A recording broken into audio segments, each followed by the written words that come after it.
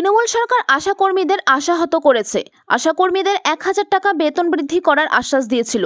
১,০০০ টাকা বৃদ্ধিও হয়েছিল, কিন্তু তার কোনো আধিকারিকভাবে বিজ্ঞপ্তি জারি করে যায়নি, যার ফল বর্তমানে আশাকর্মীদের ভুগতে হচ্ছে।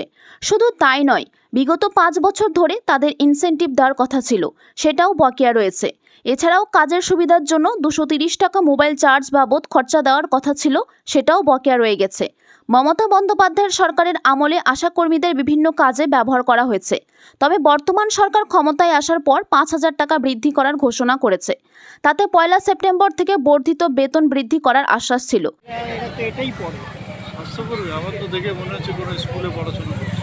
হ্যাঁ, এটাই তো দিয়েছে, এরা যত আন্দোলন সব এই ড্রেস করেই করেছে।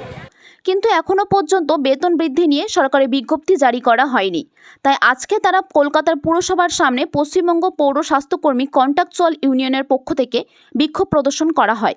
তাদের দাবি ছিল অবিলম্বে তাদের বর্ধিত বেতন বৃদ্ধি নিয়ে বিজ্ঞপ্তি জারি করতে হবে। বিগত সরকারের ঘোষণা অনুযায়ী বর্ধিত ১,০০০ টাকা বেতন বাড়াতে হবে।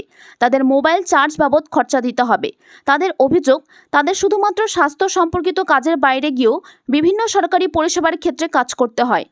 রোদ বৃষ্টি ঝড়কে উপেক্ষা করে দিনরাত তারা কাজ করে থাকেন, অথচ সমকাজের সমবেতন তারা পাচ্ছেন না। তাই রাজ্য সরকারের কাছে তাদের দাবি অবলম্বনে তাদের বেতন কাঠামো বৃদ্ধি করা হোক। কারণ এই বর্ধিত বেতন বৃদ্ধি গ্রামীণ অঞ্চলের আশারা কর্মীরা পাচ্ছেন না, অথচ শহর অঞ্চলে বিভিন্ন পুরসভার অধীনে কাজ করা আশাকর্মীরা সেই বর্ধিত বেতন বৃদ্ধি থেকে বঞ্চিত আছে বলে অভিযোগ করেন তারা। এই মর্মে তারা কলকাতা পুরসভার মুখ্য স্বাস্থ্য আধিকারিক রনিতা সেনগুপ্তর কাছে ডেপুটেশন জমা দেয় পশ্চিমবঙ্গ পৌর স্বাস্থ্যকর্মী কন্ট্রাকচুয়াল ইউনিয়নের সদস্যরা।